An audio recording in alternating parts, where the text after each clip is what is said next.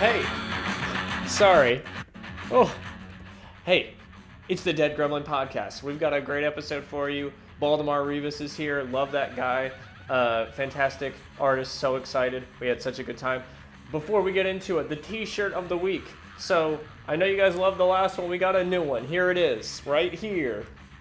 It's going to be floating right here. So this one is only available until the next episode of the podcast is out, and there's only 10. So get on it fast if you want it. I think it's pretty cool, so let's get into the episode. This is the Dead Gremlin podcast. We're here with Rivas. We're good friends. We've known each other for a while. Baldemar is the artist on many books. Unearth, many books. Unearth, let's see, DC Mex, Robbins, any more? And cover artists, a bunch of covers. Yeah, a bunch of covers and like little anthologies here and there. Yeah, what's that one with Cullen, the spooky one that you did about the people coming out of the water? Oh, yeah. What was that called? Do you know? You're so badass now you don't remember stories you've done. That's when you know you've made it.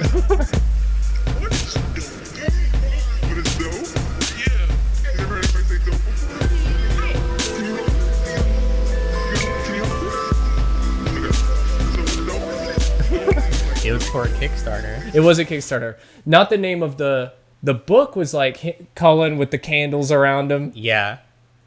I love those like covers where it's the writer being like, "Where am I?" Yeah. Kyle loves that too when he was like drawing it, just really creepy. Just an artist too. I love when artists do that, just like drawing them at their studio. Buster has a really good one.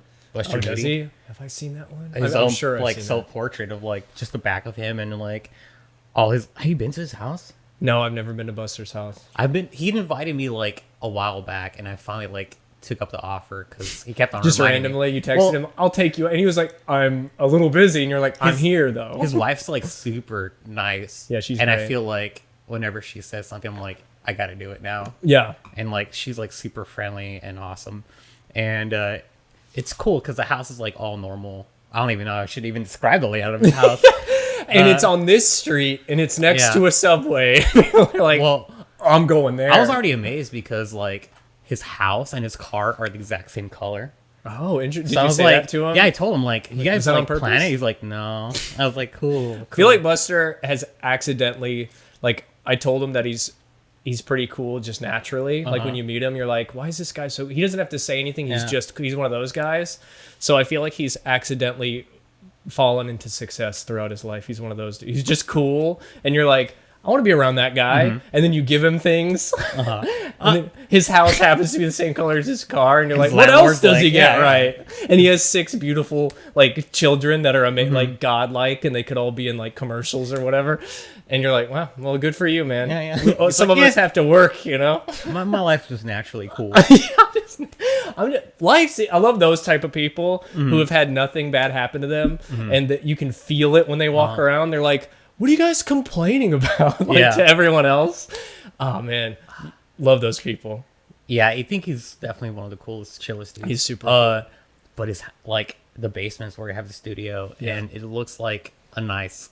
cool library of all your favorite art. Oh, that's awesome, dude. So I was like looking around and picking up every book. It was cool. So you have just recently been doing DC stuff, which is dope.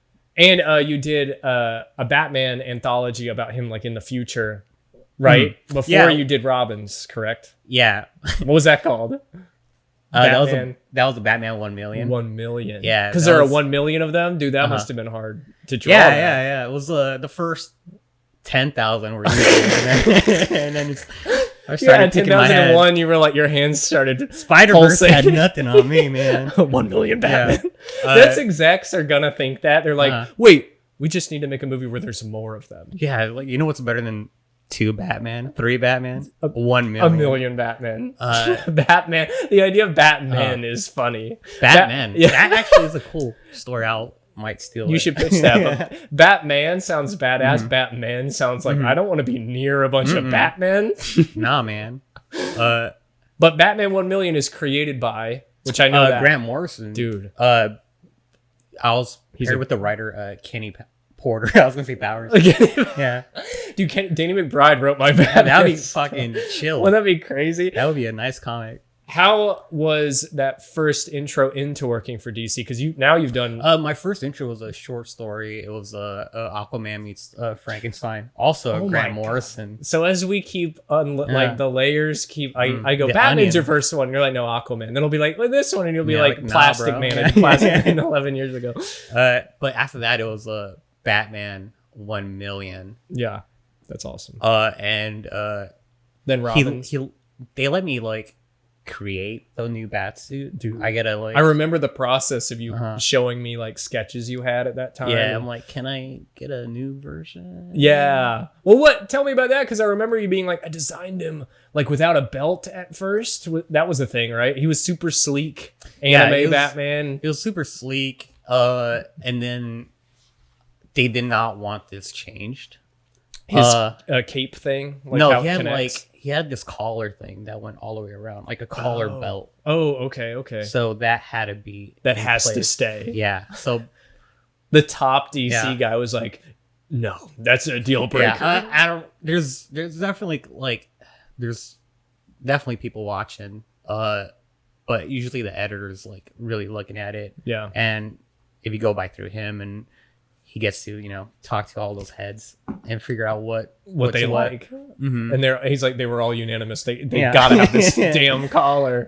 But But I thought you took the belt off too to make yeah, it even I slicker. took off some stuff and they're like, yeah.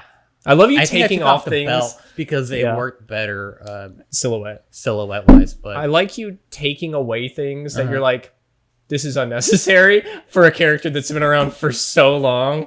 You're kind of being like, he doesn't need that. And all the guys at the top are like, shut the fuck up. I don't I know love that. how they work. You're so punk rock, Valdemar. You're like, no, he doesn't need a belt. And they're like, no, put a belt on him. And then you're like, okay.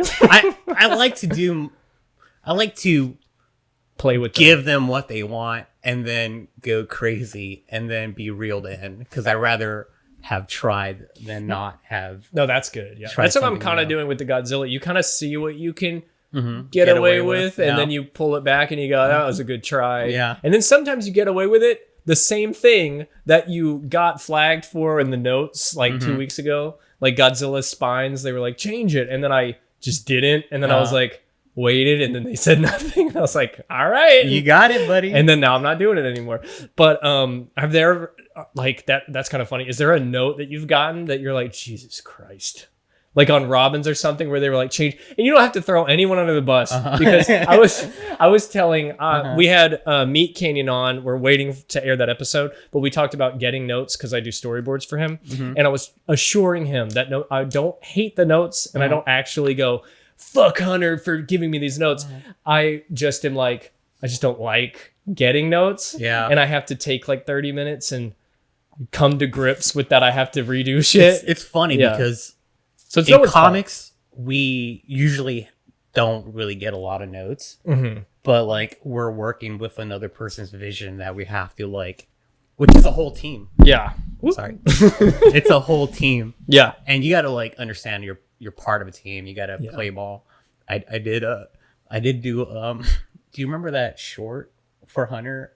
The video? bathroom one. Yes. Yeah. I had it like a 3-minute like ending with the storyboards that was just like more balls to the walls, and he's like, what are you doing? He was like, stop. I'm just like, because you don't really have to go into too much detail, and I just like I had a stride. I just went with it. You were rolling with it. Yeah. And I'm like, I think it's just gonna help the story, dude. Yeah, but I'm like, and he's thinking about, I gotta pay all these people. Like you had it like 4 minutes, man. Like, what are you doing? He was like, I can't do this, man. Yeah, I was like, sorry, but I like this is the part where I gotta just be reeled in. I think that's what's. I kind of did the same thing with this Steve Harvey cartoon, but in a different way where he just left a lot of it very vague. Like he was like, some crazy shit happens. And that's where I feel like you can go, well, he already said crazy shit, so I'll do it. And then he can cut it down. But like on comics as well, like scripts that you get, what are the scripts that you go, I like this script, the way it's formatted. Like, do you like detail? Do you like to leave room for you? Like, how do you like, I love I just want to be in charge of the action. Like, yeah.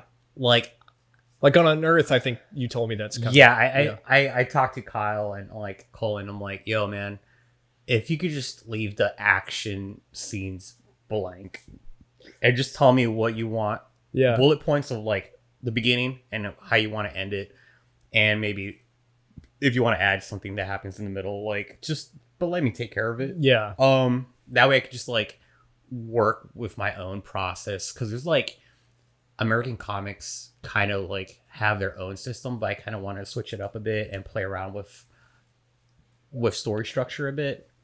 Influence. You've got a lot of like Japanese manga kind of influence in your like action pacing wise, because I love anime in the way that they're always focusing on little moments in an action scene are important, like a close-up of a hand grabbing your shirt, and they're like, they love it, they do every line and it's this tiny panel. But in American comics traditionally, I think because of like Marvel and stuff, they've had to go fast. They're like, they don't have teams, they have one guy, and they're like, Captain America punches a guy, you get it, he punched him, he did it, and you move on. I feel like a lot of American comics like to show like the after the punch, so you draw the through it's already connected. But I feel like manga likes to show like before and then after the whole motion, which I do enjoy. Like, I don't know, I feel like manga does a good job of like sucking you in, and like that's how I broke in was with manga. That's what I've been reading a lot more. Well, that's why I grabbed these for you, the Bebop and Chainsaw Man, because you like Chainsaw. I tried to find a Simpsons poster, couldn't find one, and we tried to do Gundams. Sold out, bro. I know, dude. You got them all. Did you like Chainsaw Man? I love Chainsaw Man. Yeah, it was really good. Geeked about it at parties. It was awesome, dude. That anime, dude. When we were watching that scene where I think it opens with them like eating breakfast, and it's the most well animated thing I've ever seen. And I'm like, and I'm thinking about how much money was spent on it. And like Mappa, they're so weird about their money distribution, because then there's a fight scene a couple episodes later, which still looks pretty good for anime, but it's like not as good as the eating scene. It just they put a lot of emphasis on the eating scene, because I would imagine we'll be told later on. You finished the first arc, right? In the manga. Oh, the manga? I have only seen the show. Oh, well. So there's a reason. Oh, is there really? Yeah. That's awesome. Okay. Which is good. Like, you're putting a lot of effort in the beginning to pay off at the end. Exactly. And that's stuff like I've noticed when I was with Unearth, of like how we're wrapping things up, of like, oh, we got to bring it back from the beginning. And grabbing stuff from the beginning and bring it back home. And it's like a full circle, which I didn't really understand that much about writing. Like, because I just came in as an artist. Well, how much influence did you have in the writing process, if any? What's cool with Kyle is like Kyle's also an artist / writer. He wanted to make sure that it was stuff that I really liked to do. Did he do like a Pinterest?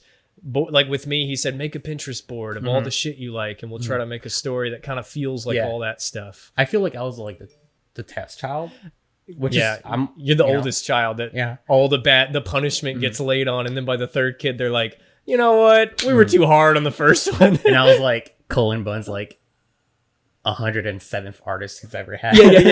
Yeah. With Kyle, he was like Baldemar, like grooming you and being like, you're okay. And then Colin's like, he's just another one. Throw him on the pile. Oh no, he's super chill. No, Colin's great. We have a couple of pitches going as well. So no, I like Colin. He's an asshole, man. No, he works so much, man. He definitely has so many. I can't keep track of all the books that he's got. Like, we're having him on soon. And we should ask him how many books. Dude, that's a good question. But I'm like, I want to get 2 posters, but he's literally got a book about every. Like, I looked it up. All his credits. Pumpkinhead. He like legitimate or ironically? He loves Pumpkinhead, bro. Oh my god, dude! I tried. I love the idea of Pumpkinhead, and then because I love all that shit, and then I started it, and I was like, this is hard to get through. you know what I mean? That. We'll talk about. I'll be like, hey man, I like some shit because I do. I love some trash horror movies, and I was like, and his design's great.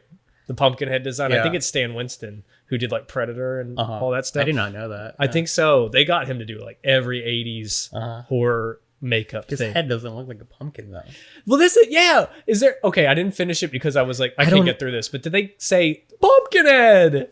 Is there a scene where they go, holy fuck, and then they go, you fucking moron, it doesn't look like a pumpkin at all. What pumpkins do you have? Well, I think he said that to the witch.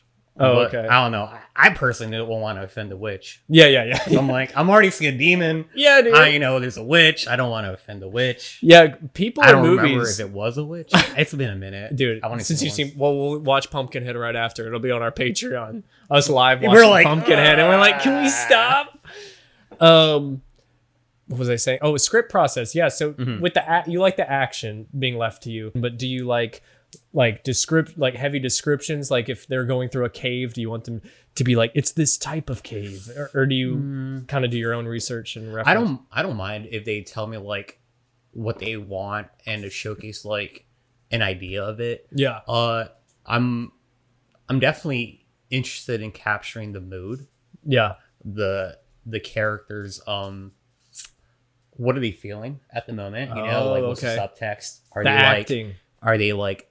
Because I'm a big cinephile, so like I love watching a lot of movies. So when I like draw, I like to see it like as a movie. Yeah, that's good. As a So you want the short film. script to kind of emulate as close to a movie. You would like it. Honestly, I've thought about this too. When I write my own scripts, I don't do panel 1, panel 2, panel 3 with descriptions. I just do, here's the scene, and then I go to the thumbnails and just do what feels good. Yeah. You know what I mean? Because like when they give you a script, sometimes they're like 6 panels, and I'm like, there's a lot of wasted space on this, in either direction. I definitely like to add panels Yeah. in between. I feel like I had to prove myself in the beginning with DC, but now they like, okay, you can tell a story. I feel like the most important You've part earned their about, trust, like, man.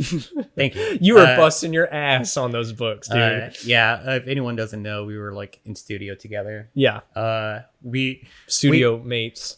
So our studio layout is like, there's like a big space, and everyone's like has a wall in the corner, Yeah. and then there's a little subsection in the back. Yeah. That's where we were. Like in our cave. Yeah, you were in the far back. I liked it though, because then you didn't have to be in people's conversations. Because I don't hate anyone in our studio, but I'm not in there anymore, but I've realized very recently that I am really like, I like hanging out, but I like working, and I like hanging out and working to be two separate. I felt bad every time I asked you for something. Yeah, you're like, oh, and I would do the whole thing where you have to, I pause the music, and then you try to talk, and I go, and I take it out, and then I go, all right. I'm like, do you want food? And then when you ask something like that, I go, yes, actually, I'm starving. Please.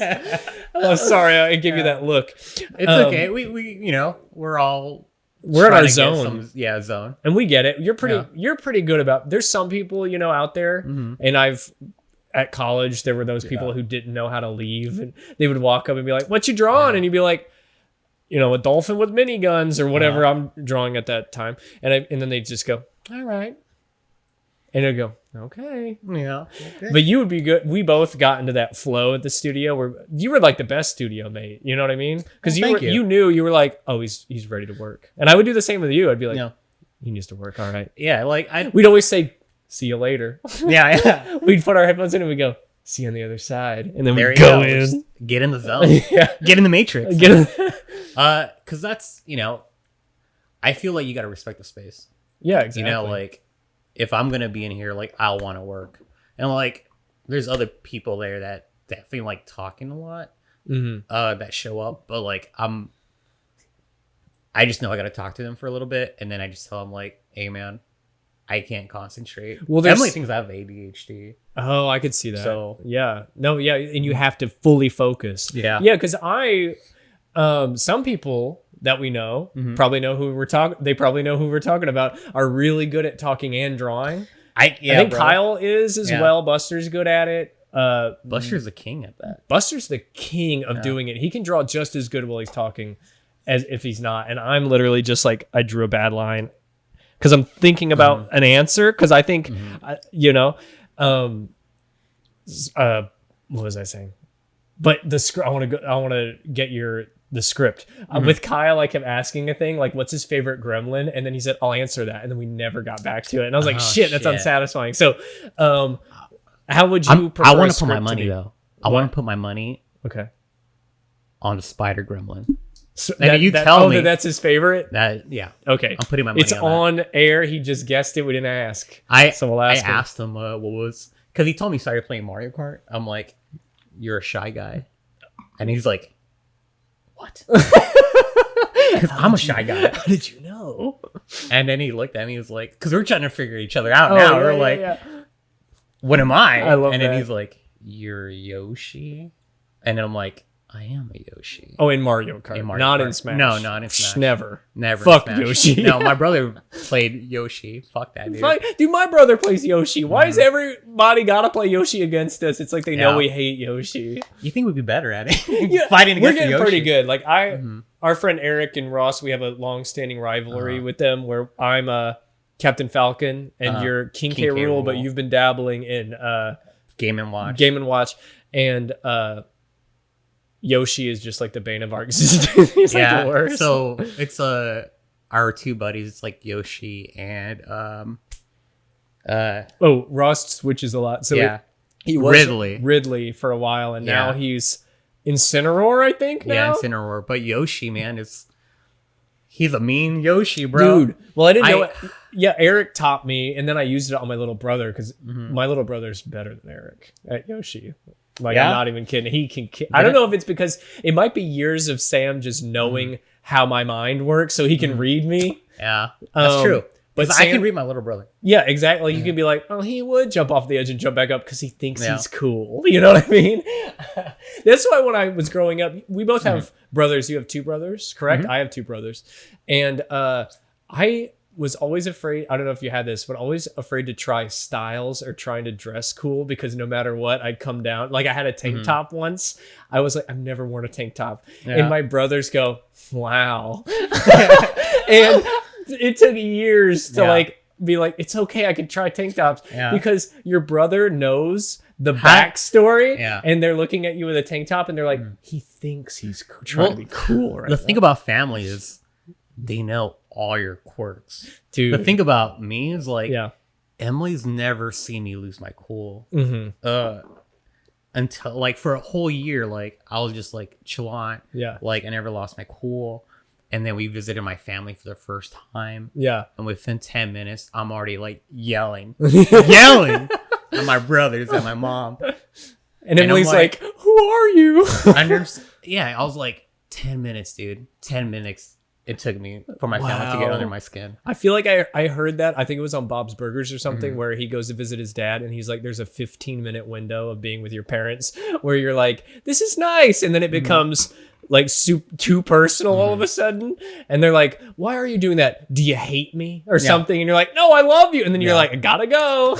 Because like, I know how to get under my mom's skin. I know how to get under my brother's skin. Like my mom, like I'm the middle child. So I always be like, you don't love me. Like I'm the oldest. So me and Zoe both are the oldest. My brother yells a lot. My little brother, like they don't get along. I'm the mediator. Oh, like you're classic middle child. The peace. Yeah. Yeah. And then, but the baby, my little brother always gets, babied. So I'm always like, so you're kind of looking at him going, come on. Well, I have to use him. I'm like, hey man, like try to get these pudding pops. Oh, I see. Yeah. Like, I can't get it. I'm ugly. You're so cute. you can like sway them. That's good. That brings up all this stuff. Like my littlest brother, we would be like, you would get them to do it. They'll say yes to you. Yeah. Isn't that annoying? Well, I hate that shit. I'm annoyed that he can't be in line where he's like, hey, Baltimore wants these pudding pops. Like, no, you fool. Don't say that. And then they had it and they're like, oh, Baltimore wants it? Yeah. And they're like, never mind. He's ugly. Did you ever so we would, when we were really little, we were some mean brothers sometimes. And Sam would get like hurt or something. And that was the worst because if he started crying, we'd get in trouble. So we'd cover his mouth and we'd go, please don't scream. And then he wouldn't even be that hurt. And then he dies because he's suffocated. Tell him I don't have a brother anymore. Yeah. And you ever killed your brother? Just on air, I've confessed to murder. 911. Yeah. You go, good one. And you try to go along with it. Yeah, we've all killed our brother, Jake. We've all done that. Run, Zoe. But we'd be like, don't.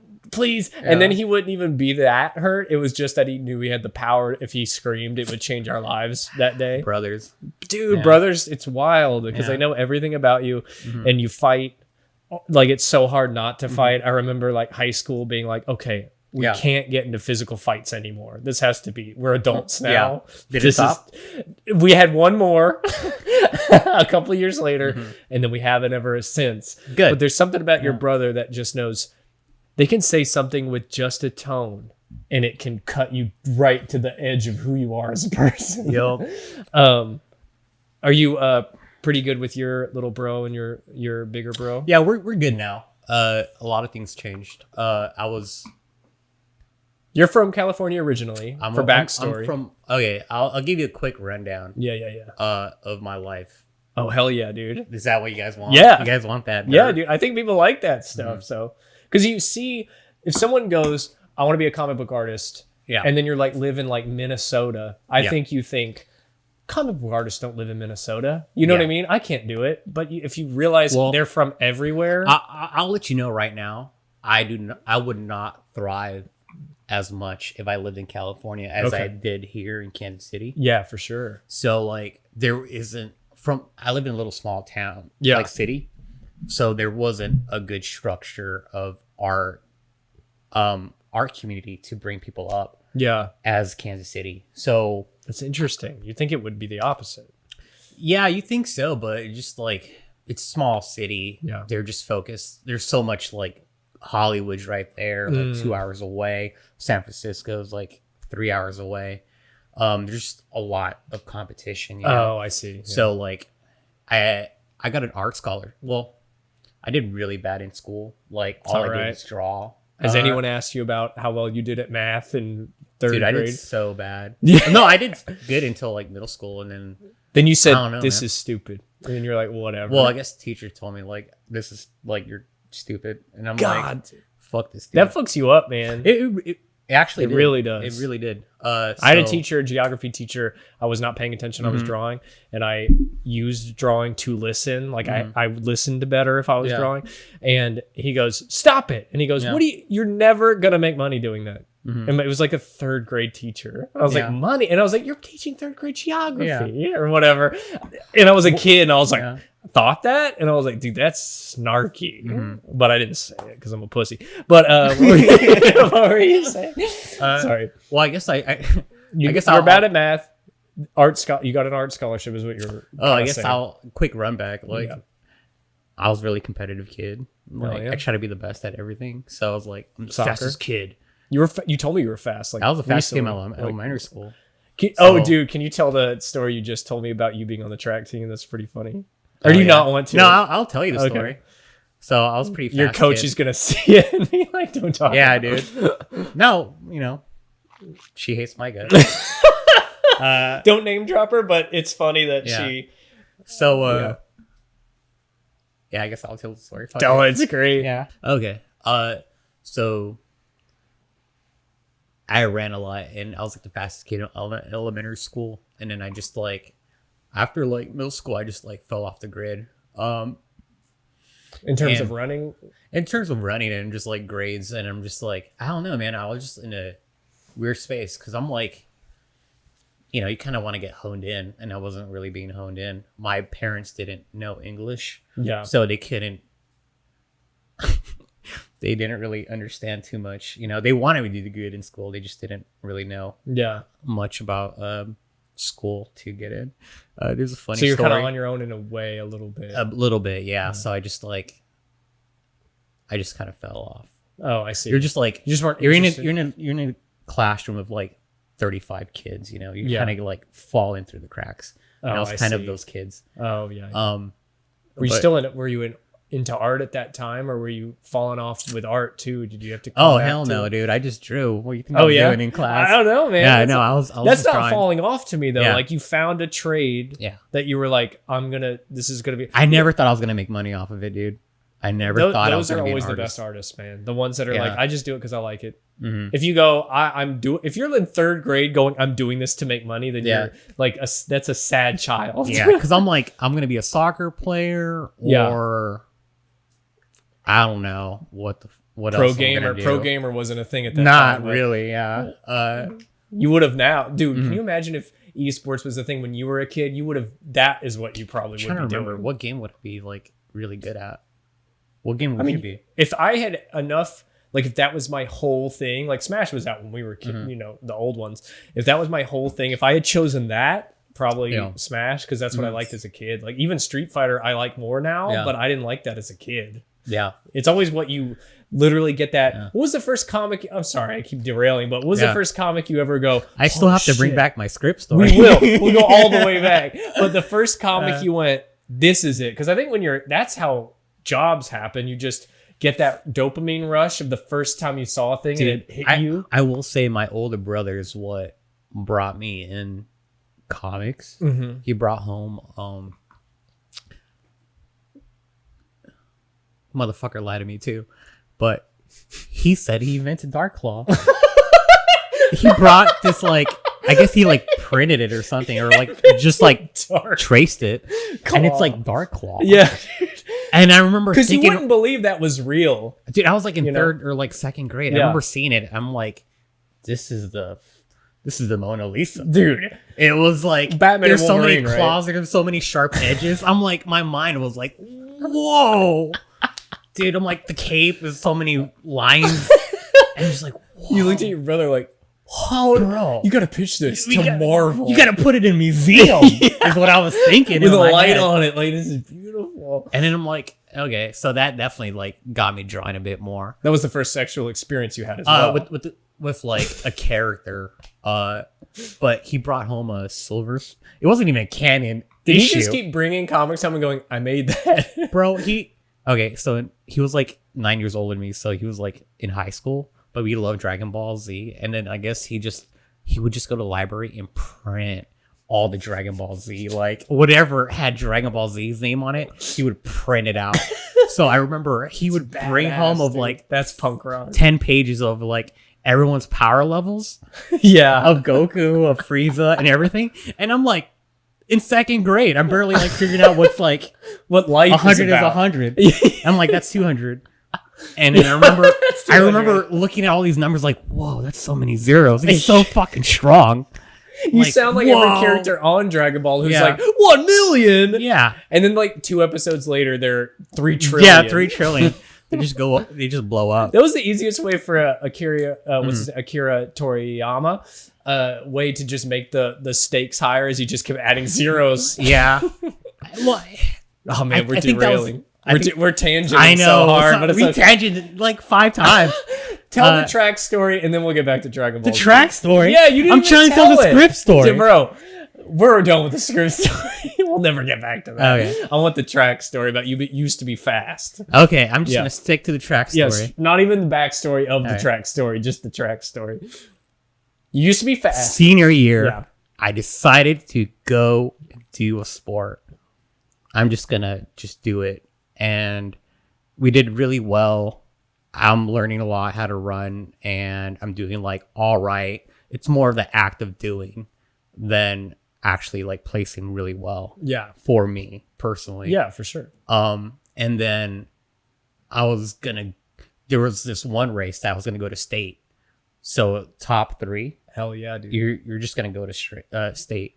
So I was like, awesome. I'm just gonna do the best of however I can. Yeah. And you know when you're running a lot and fast, your eyes get blurry. Yeah. After a while. Actually, I've never been going that fast. Well, Valdemar, you have experiences I've never. So had. 100 distance is like good, but it's like 200, so it's like half a lap. But then your eyes kind of start getting watery. Okay, yeah. So I was like, my eyes were getting watery. I'm doing pretty good. I see 2 blobs in front of me, so I was like, perfect. I don't have to like go faster than I need to be. I'm doing great. I've just got to keep this momentum. And then I passed the finish line, and then I just stop running and like I chill out, and like I just see people still running past me. You're like, huh. And then like I just like start blinking really hard, and I realized like I passed one line. I didn't pass the right line. I passed one of the many lines that they have at a track. And I just love the idea of you pass and you go, that's what I wanted to do. I guess that's what the coach thought too. I'm like, I'm just being very punk rock. I wish everyone else had also gotten confused and slowed down to be like, does he know what I don't know? Playing mind games. Because if you're confident, you can just get them to stop. But yeah, I did not pass the finish line. Damn. And then I just ran and then I passed it. My coach. So did you come in like last because of that? No, hell no. Okay, I was like you weren't super far behind. I probably had like 2 people passing. Okay, so I just imagined. All I know is I did not go to track. State. Damn. But I like telling people I almost went to state. You did though. I think you probably would have if you had noticed the lines. You know, maybe your eyes were maybe you were going too fast. I just have bad eyes. You ever go fast and your eyes get blurry? And I'm like, no, I think you have a problem. Yeah. But my coach never talked to me again. Oh man, like I think you told me you ran into them. Yeah, I saw him 2 years later, like walking downtown, and I'm like, "Oh, hey, coach," and they just kept on walking, and I'm like, "Damn, that's cold. Damn." I wish they had said something like the lines right there. Yeah. Never said. But don't anything. you love the idea? It's like a movie. Like your coach has all the news clippings that could have happened, like up, and your coach is like, "We could have went this." I wasn't the best runner. There was other people that won a state, and other people was all on you. No, they had like this golden child that was like breaking records every time. So I'm like, no eyes on me. I can just chill and run. Dude, I feel like breaking records. I don't know. I've told you this time and time again, but I do think you are the best artist that I know. And I've said that many times where I'm like, and I'll even be straight up with you and be like, you'll be like, I'm better than Daniel Warren Johnson. And I'll go, no, I like Daniel Warren Johnson's art personally more, but I think you're better than him. And that's fine. And he would probably say it. I feel like Baldemar, if people look at your art and go, like your sketchbooks especially, like I think your comics are amazing. Yelling at you. No, dude, right now. Bro, this is just me. I love Daniel. I love Trad. I love all those huge guys. They're amazing. I think if you look at Baldemar's sketchbooks, well, Trad's a genius. Trad's like on another dimensional level. But in terms of just like hard work, like I've seen your stack of sketchbooks. I talked to Marco Ferrari, who's he's an Italian artist that I finally got to meet him. He's so nice. I really want to talk to him. He's so nice. He's awesome. And you guys would have a great time. Hopefully he'll be at Heroes next year and you can come. I've never been to Heroes. It's very really fun. want to go this time. So we'll party it up. That'd be awesome. With Marco. But he talked about you and he was like, his sketchbooks, man. His sketchbooks. He said that? Yeah. Oh shit. Cool. He was like, he's an artist. Like he's doing like comics, honestly, obviously. But he was saying like, you can tell artists. He was like, his comics are really cool. But an artist can look at your sketchbooks and be like, he's fucking like, you know what I mean? Tell the story about meeting Kim Jong-gi too, as well. Oh shit, that's one of my favorite stories. Yeah, man. It's great. Rest in peace. Also, R.I.P. Man. That was crazy. When he passed away at 57, I think I was like, was it 57? I have to start working out because if you just sit and draw all day, you could just have a heart attack. I was like, that's scary. I think all artists need to do as much physical, like they don't have to be jacked, but just get your blood flowing. No, we got to be just like what's that artist? Greg Capullo. Is he? Oh, dude, isn't he ripped, roided out? No, him and the guy who drew the mask, Doug Monkey. He's jacked too. Yeah, That's he so posts funny. videos of him deadlifting. I want to see a picture of Jim Davis and he's like ripped. John Garfield. Yeah. It's just like comic book artists definitely like eats your health. Like James Herron's ripped. Really? I think all the ones that are on what the fuck are we weird doing? Dude, I have been trying really hard to get into it. I've been working out every day for like 2 months now. Like because you see guys like James Herron and all the really good guys are jacked and you're like they're vain and then you're like no, they just want to draw forever. And they figured out quickly that they were like my body's going to decompose if I don't like work out, Yeah. But yeah, get back tell us your Kim Jong-gi story about meeting him. Well, I guess I'll talk a little bit about slight backstory. I'm not good at a lot of things, but art is something I like to do a lot. So in my sketchbooks, I try to practice as much as possible and try to get as good as much as possible. So I put a lot of time in it. And your sketchbooks are really good too, by the way. Oh, thank you. That's sweet. Beautiful. You should definitely have an art collective as well. Oh, thank you. But so I would make these little books with like my favorite sketchbook pages. Yeah. And then I bring my sketchbooks out actually when I do a table at a convention, and I let people flip through my actual sketchbooks. It's awesome. Because like that's my favorite part about going to conventions is like looking at other artists' sketchbooks. Yeah. So I realized a lot of people were liking it, so I'm just gonna leave it out. Yeah. And to be honest, like I'm not super attached to my sketchbooks. It's more of the act of getting out of my system. Yeah. For me, it just a lot of people like to see the process, see how I do things. And I definitely, I'm not like super gifted where I know I have to work really hard for what I have, what I learn. So yeah, just my favorite pages. And then I was like selling those at New York Comic Con. So me and Kyle got in and we're sharing a table, and the buddies next to me, they were like Italian artists. Yeah. Really cool dudes. We have a book called No Omen. Definitely check it out. Oh yeah. But they had Olivia Copio walked by. Yeah. And was like just talking to him, and then Kyle was like, "Yo," because he knew that I wanted to like, show my art to like artists, like network kind of like network. out there, but I just showing my sketchbooks. Yeah. So I'm like, I'm really shy, but I gotta learn how to talk to people. Well, your art kind of like really does help you, because that's what's funny is you kind of know what level you're at based on reactions people like give you at shows. Like if people kind of cut conversations short, you're like, I'm not very good. And then when people just kind of stick around, you're like, oh, I guess I'm getting somewhere. So like, I definitely like to see people's reaction to see what works and what doesn't work. Because I'm always trying to like make notes of what catches people's eyes. Yeah, I love people watching anyway. Yeah.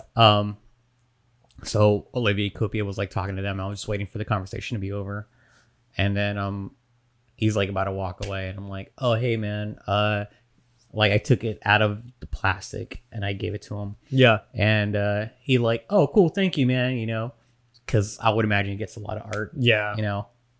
And he's like walking away.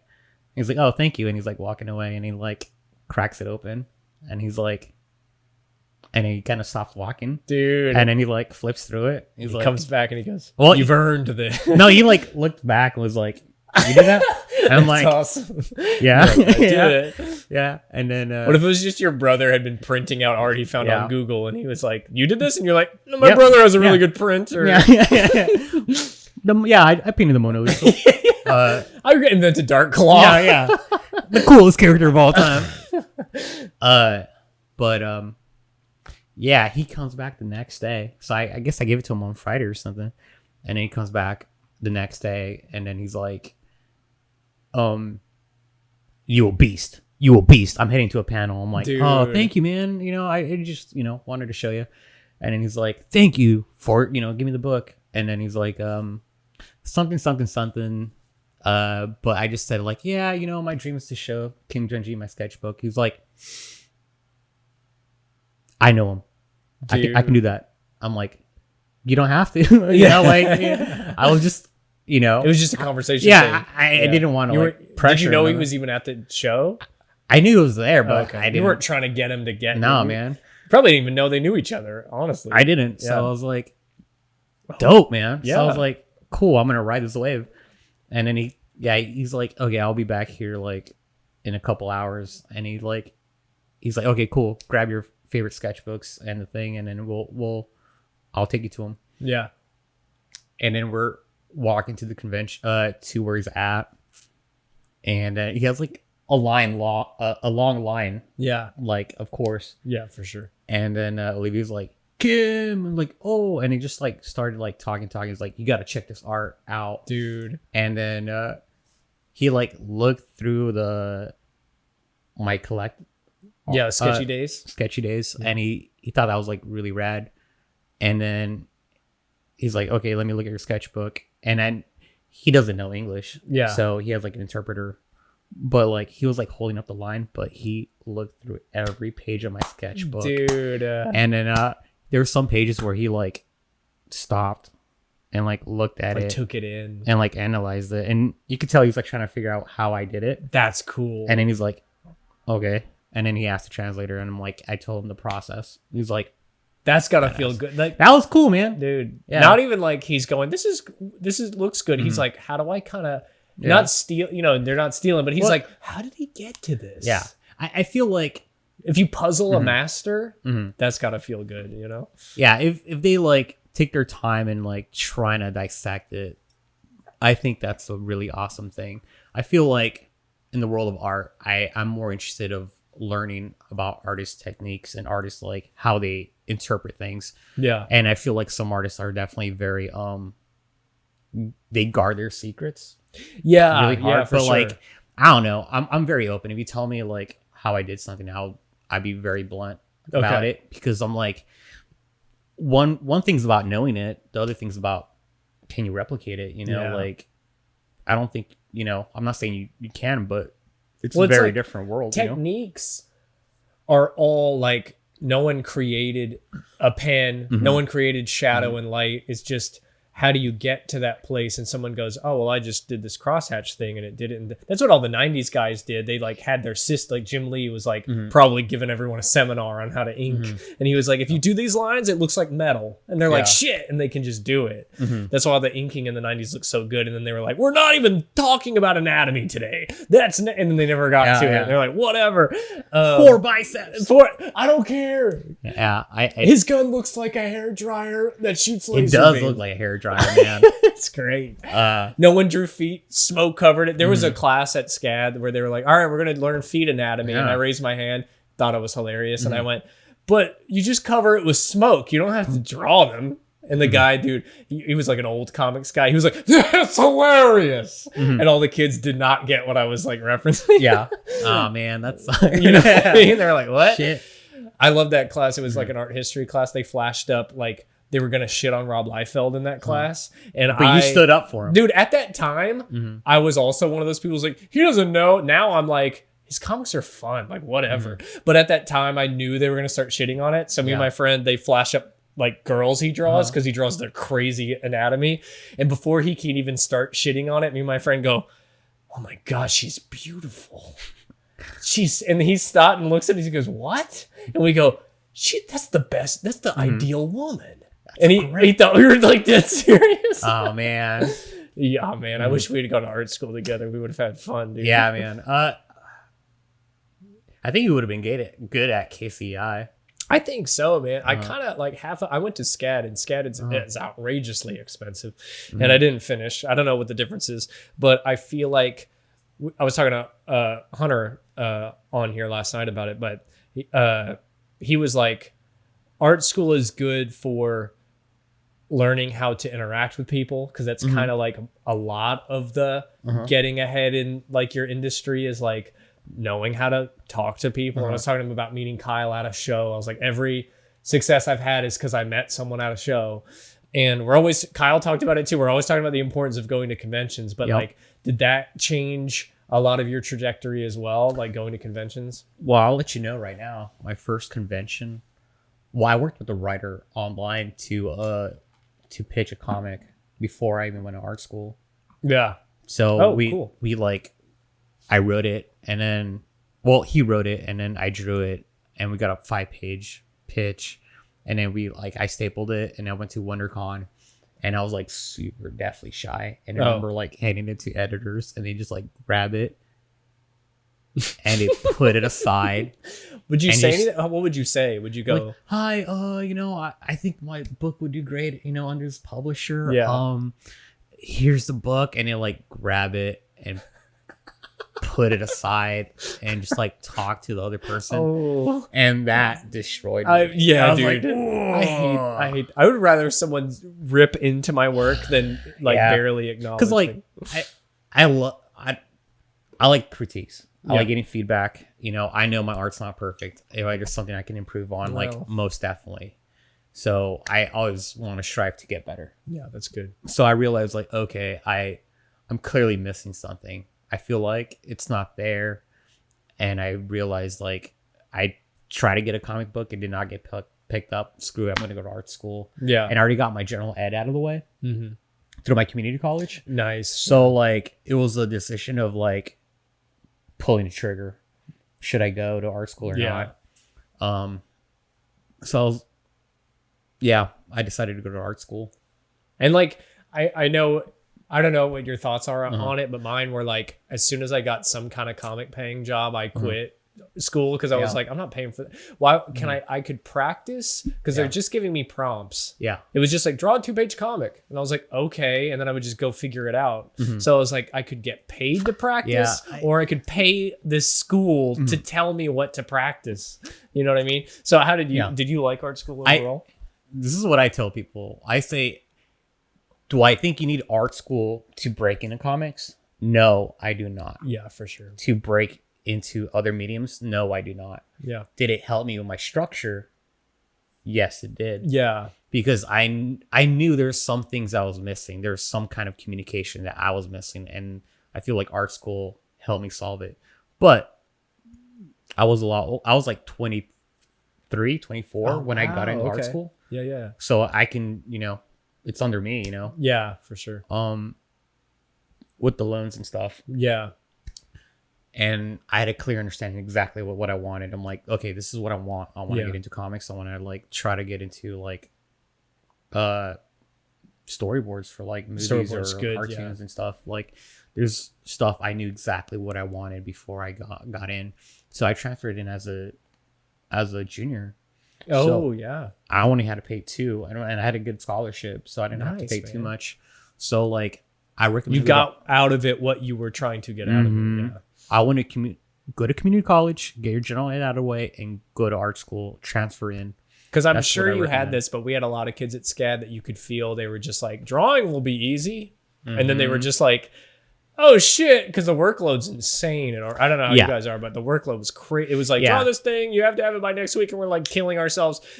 And I heard your guys' homework is like stacked. Dude, and I have a tight deadline on Godzilla for sure, but I've never felt as like horribly stressed as I did in school because the teachers would lay it on so thick that they were like, this is what it's gonna be like out there. This is what it's gonna be like. And you'd be like, Jesus Christ, people, like they were under the impression that everyone is like, video games like crunch. Yeah. And now everyone's getting video game companies are getting shit on for doing that. Teachers are like normalizing it. They're like, yeah, you're gonna have to like destroy yourself. And then you're like, I don't think they want that getting out that I'm like, whatever company, I'm like, Marvel push me to the bone and they don't want they're like, please, like I was talking to Hunter about doing the storyboards and he's like, if someone tells me like I'm losing sleep trying to get this done, he's like, dude, just take 3 days off, like I don't want you to die while you're it's not worth it. That's good. So that's a good healthy boss. So but it's like a balance too, because there were kids who also thought there'd be no work and they were like, it was an expensive school. So, their parents were like, yeah, go to school and draw a card. We had one kid who would draw. He wanted to be a cartoonist, but he would draw the same character standing still with big eyes, but he would draw every character in the same pose. And that's all he could do. Yeah. And it would just same pose, stiff. And he'd be drawing that. And then he had like one project where they were like, he's got to be walking through a door. And he was like, I can't do this.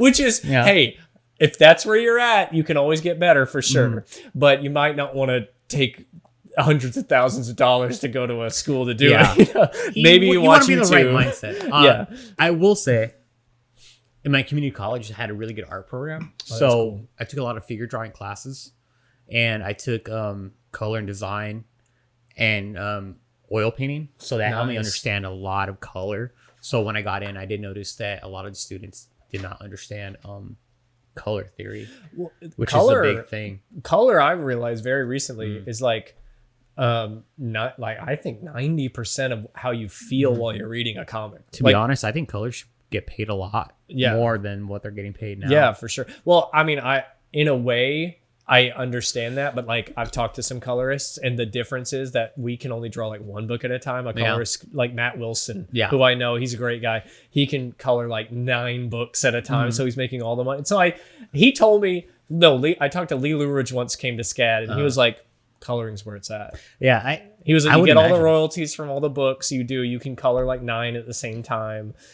So I think it evens out. I think every part of the comic book, they should all get paid more. Like everyone should go up. But I feel like for the most part, they're doing pretty good because like you get all that stuff. But color is, I feel like, most of the way you feel when you pick it up and why it pops off a comic stand. Like you go, oh, that's a good, I was at the comic store yesterday and I squinted. I was like trying to test to see what's a good one that pops.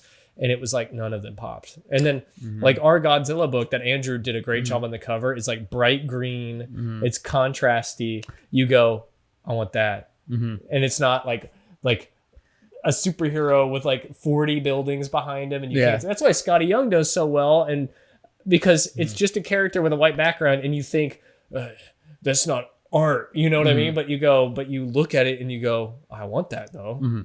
So like color, like when you were learning about color, when did you realize that you were like, man, color is super important and more than I thought it was? I wasn't happy with the colors I did in the beginning, but I was trying to figure out exactly what I wanted.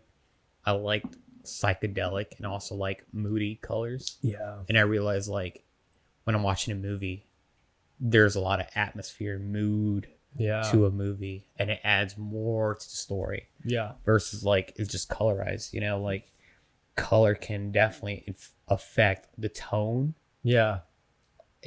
I feel like it adds so much to the story that is not even talked about. For Unearthed, for my first book, I wanted to like really learn how to do the whole thing. I wanted full control. So I'm like, okay, guys, I want to do the pencils, inks, colors, and I want to do the covers. And it's just like, if you know how to do like a lot of things, you're definitely gonna get a lot of work because you're one stop shop. Yeah, you're a full package. You know, just give me the green light. And run off. So I knew I had to play around with my art style because I had a fork in the road where I'm like, do I go heavy blacks and do easier colors where I don't have to shade it, where I know I do most of that in the black and whites. Yeah. Kind of like Mike Mignola with the Hellboy, you know, like it's just like the atmospheric colors of the moods and in a sharp red. Yeah. So I'm like, do I want to do that, or do I want to divide my time where it's like 50% line art and then a lot of work on the color part. Yeah. So I'm like, okay, I'm just gonna do that because I think that would be really cool. Yeah. A lot of people don't really put a lot of like that much time in colors. Yeah. And I can do it since I am making the book, and I'm gonna make a horror comic, dude, in the cave, and I didn't want to rely on heavy blacks. Yeah. So I wanted to make a psychedelic horror comic without a lot of black. Cool. Was my approach. That's awesome. But for my covers though, I think you definitely want to make it stand out, because I've been doing a lot of cover work lately just to like.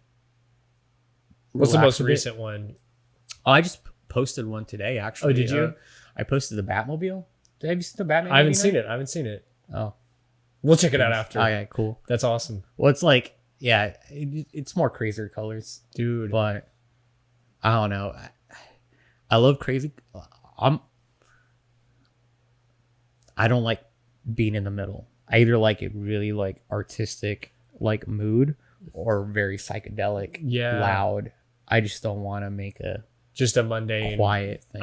Dude, I'm an exact. If you are gonna do something, do it all the way. Yeah, I'm getting really into. Since I've met you, you're really good at picking palettes and having a scene that has a palette all the way through. You can feel that you took color. Like you can look at a colorist and go, "This guy knows how to color comics," and then you can look at like you and you go, "This guy knows what color theory is and how it works." And I think that's what separates different colorists. Thank you, man.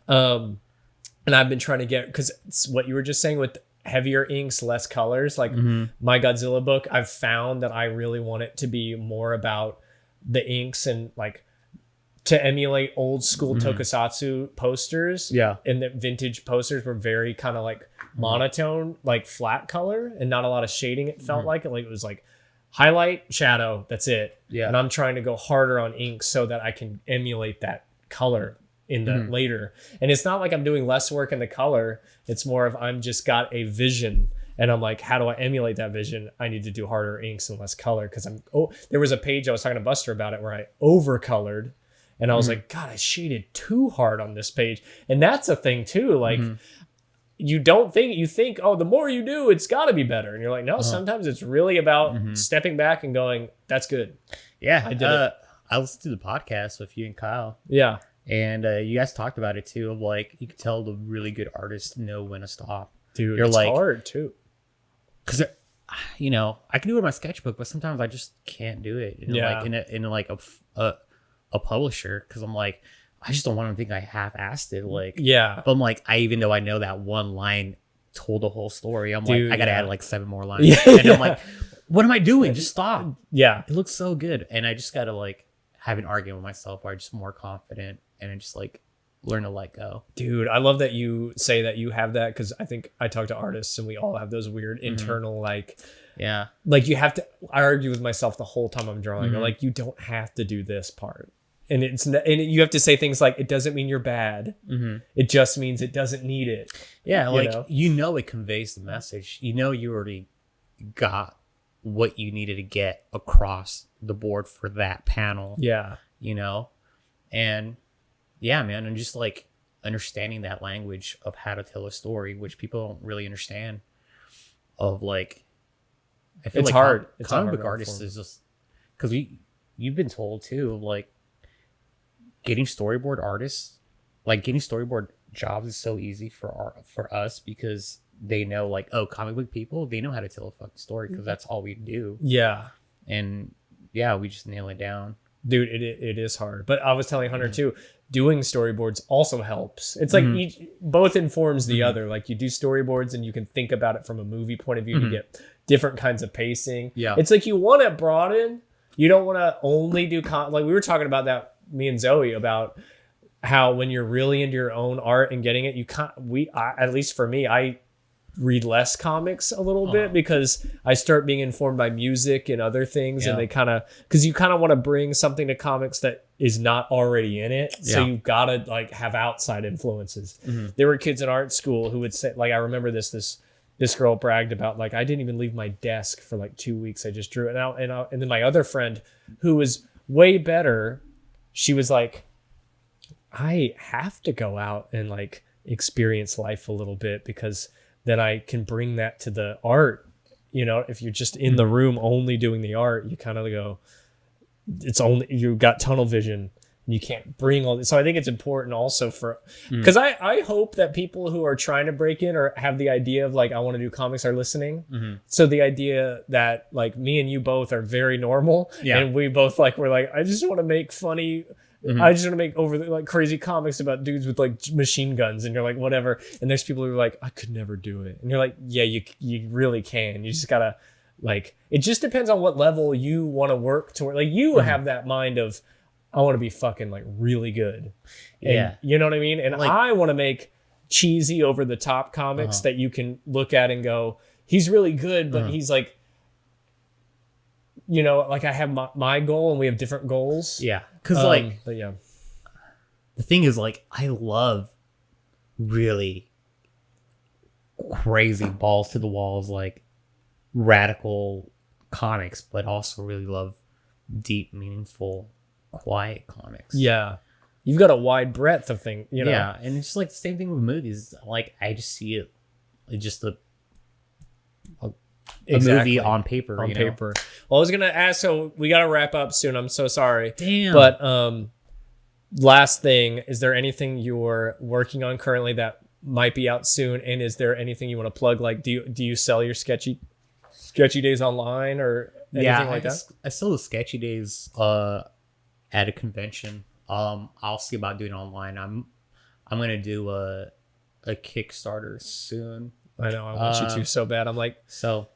I'm like, Baldemar, you got to crowdfund in some way, because then you go, because you're so good, and now you've done like 4 DC things, so now you can do your own thing, and hopefully people come over from the DC side. It's hard to do that, but it's cool because I'm getting a lot of DC people, fans, and then like, I don't know, I'm just like, I just post like figure drawing and like and then comics and like art. I don't know. I just think people are really confused because I just draw like everything. Everything. Well, your DC Mex, especially, you gave me the hardcover. Yeah, thanks, If man. anyone doesn't have the hardcover of DC Mex, please go get I it love because the it's hardcover gorgeous. so much. Yeah. They took your wraparound. So that black and white image, that's the wraparound. Was that for a cover? Or was that a concept That was a variant piece? cover. It was a That variant cover. I was Okay. like, yeah, we're thinking about like getting an artist for the variant like double pager. I'm like, I want a double pager. Dude, yeah. Give it to me. Give it to me raw. I'm like, so yeah, and he liked it. It's great. So it's the hardcover when you take the dust jacket off. Yeah. And then all your mech designs are in it. Like that, they went hard on that hardcover. Dude, it's beautiful. We dude. got some killer like pinups and stuff. pinups and or like variants. I mean, variant covers. Yeah. Ortiz, what's his first name? Ricardo. Ortiz is like fucking Evangelion style. Like, Yeah, he understood exactly what we wanted it's to do. badass, And man. then because I talked to the editor, I'm like, yo, dude, can we do like a Gundam art like grid? You know, Yeah, how they yeah. look? Like, I just love that look, and he's like, he's already doing it. I'm like, fuck yeah, he dude. knew. Yeah. So yeah, yeah, that's awesome. I'm very happy about it. And they printed it. What's weird is like the specifics. Like they printed it on like really cool like rough paper. Yeah, It's like they went hog they wild. knew on what this I one. wanted. You know, it's DC, man. They got good They got to go all out, man. printing company. Dude, and you did everything in that book. You got to draw every Justice League. Isn't that's weird? I was like, oh yeah, DC Max, and then I was reading it and I was like, he just literally checked. If you were a DC fanboy, any DC fanboy that wants to do those characters, that's like, please one day let me do the Flash. You checked and you did every single one. So the Batman 1 million thing is like, I went hard on the Batman 1 million of the customization, and that impressed the editor. And like some of the other people too. That when I finished Robin's, it was like, yo, dude, you think you want to create your own universe, dude, with Kenny Porter? I'm like, hell yeah, dude. And Kenny's a great guy. Yeah. And we got colors with Mike Spicer, which is sick too. Yeah, dude. Yeah. Well, we were talking about colorists and how important it is, and I feel like Daniel will never not have Mike Spicer because, again, like half of why I like his art, and you don't think about it, you're just going Daniel.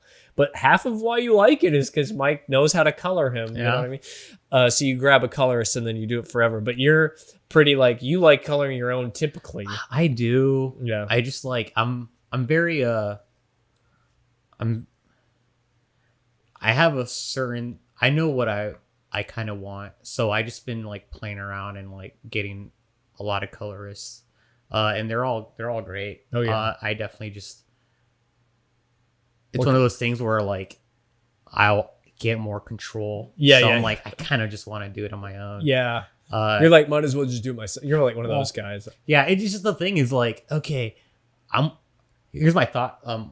My mindset when I broke in was like, okay, I'm gonna break in. I gotta like do everything, but this is only as hard as I'm gonna ever work. And after that, I'm gonna like chill out. Yeah. And then I'm like, okay, I broke in, and then I got with DC. I'm like, okay, I'm not gonna work as hard as I did with Unearth, and then I ended up working double that. Well, then you became, now I gotta prove why I'm even here now. Yeah, and then I'm like, I'm just having this conversation in my mind of like, where does my art want to go? Where do I want? What does the viewer want? And then I just kept on getting mixed up, and then like I started figuring myself out in like issue 3 of like Robin's of like how I want to approach it.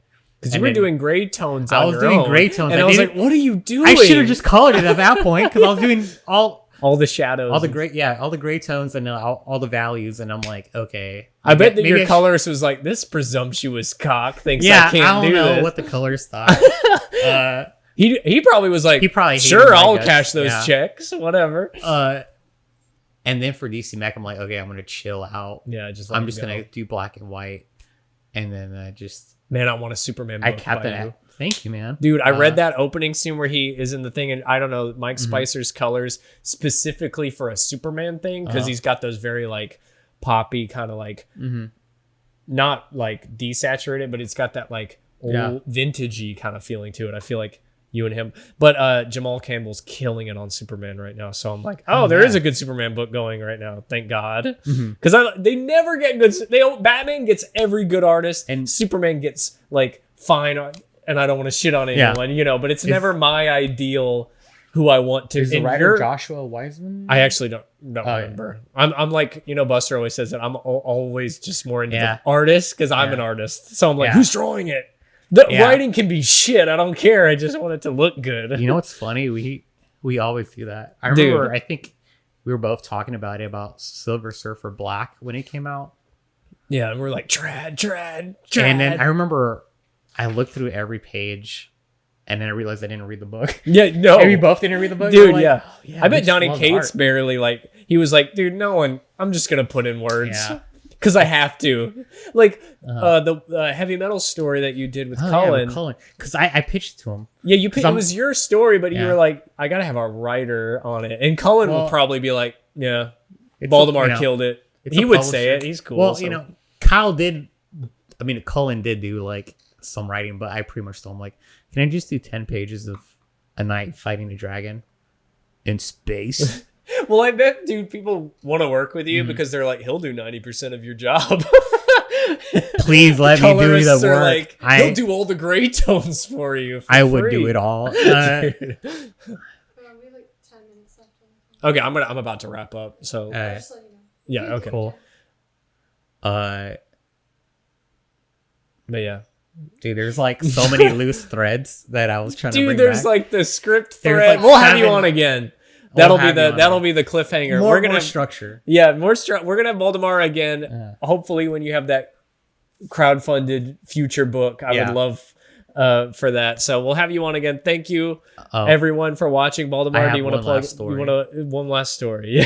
Sorry. No, dude, I'm sorry. Sorry, this is a script writing thing. Yes. Okay. Oh, we're going back. So I just try to make a mental note. I love it. But it was funny because me and another artist buddy of ours were 10 feet away from because we're all trying to meet other creators, but we're just to be in the vicinity and just look at them creators. Yeah, I guess a zoo. We could be them one day. Yeah, but we were Brian Azzarello. Oh yeah. He, and then we were both, because I love 100 Bullets, man. Yeah. And Eduardo Riso is a goat, dude. Yeah. If you want to master chiaroscuro, black and lighting, and composition of page layout. Yeah. Look at him, dude. Yeah. Eduardo Riso is the best. But we were just talking about Eduardo Riso and just 100 Bullets 10 feet away. And then Brian Arzarello was just sitting there, and then he's like, I can hear you guys, right? And we're like, what? So you guys can talk to me, right? I'm like, oh, okay. You come over and you're like, we just really like 100 Bullets. Yeah. And he's like, yeah, I know, I heard you. Yeah. But he was telling us stories. And because I love this one story of the main characters are talking in the background. There's a foreground story that doesn't have to tie in. And I asked about that. Yeah. I'm did you add that in the script, or what was that? Did Eduardo add that in? Did you knew about this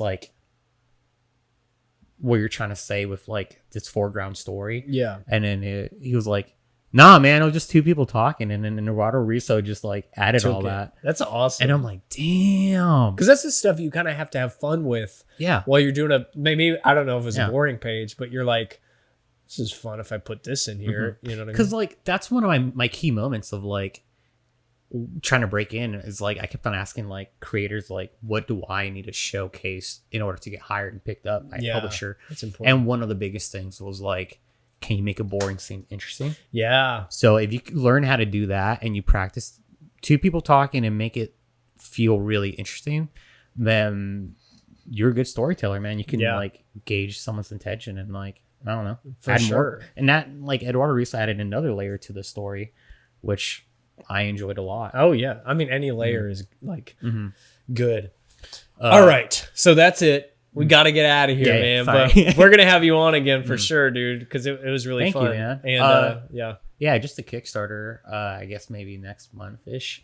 But oh, really? That soon? Yeah, man, I'll have to talk to you about some stuff. I'll help you in any way I can, because like in terms of layout and like, dude, it's all a mind game on I love your Kickstarter. books, man. Oh, thank you. Yeah. You're so sweet. You're the Kickstarter king, bro. Dude, that's what Chris Burnham always says, and it's always so funny because he says it every time I see him. He's like, he introduces me that way. He goes, "It's the king of Kickstarter," and it comes off like now it's just a thing he says about me, and I laughed about it last time. We're getting him on very soon. Yeah, I was about to ask to talk about Doom Patrol. So he's really I love funny, Chris dude. Burnham, dude. Oh, he's all. I feel like I'm very excited because we kind of like all the same shit, and I'm like The first time I met him. Do you remember the first time we met? Me and you Yeah. at C2E2. Yeah. Yeah, I remember. It was in Kyle's and Ramon's room. Yeah, I And then remember all that. those other creators started There were showing like up. 19 people in there. Yeah, it was like me and my brother too. My brother doesn't give a shit about comics, and he's just sitting there, and I'm like, "Look, you don't understand. This is crazy." And he's like, "These are just a bunch of random dudes." Yeah. Yeah. They're all 6 of them are drawing Batman. Yeah. That guy's 54 and he's drawing Batman. That was wild, man. Dude, that was wild. That was a good wild story. night. Yeah. And I'm gonna ask Chris about that story actually. You should. And That see if was he so funny. even remembers. I remember like yesterday. I do too, because to us, we're like, because it was early, and I was like, "Oh, these creators is crazy." And then I bet to Chris Burnham, maybe he remembers, but I remember being Chris like, Burnham, that was just dude, Tuesday. I'm gonna ask him about it. But I remember being like, "Hey man, I love Officer Down," which is the movie, his comic, and he hates that movie, and he went, "Fuck you, man!" Like from the other side, and I go, "I'm being like dead serious." And he's like, "Oh, I thought you were kidding." I told him I was gonna talk. I don't want to spoil it. Anyway, we gotta go. Yeah. All right, bye everyone. Thank you. Go on Etsy, buy my stuff, I guess, and then we've got our shirt for the week, and then we've got another episode 2 Wednesdays from now, and we got a Patreon link and all that shit, and then go support Baldemar on his Instagram. We've got his stuff down there too, and get his Sketchy Days if you can. I wish you had it online, but those books are so good. Anyway, all right, bye everyone. Bye.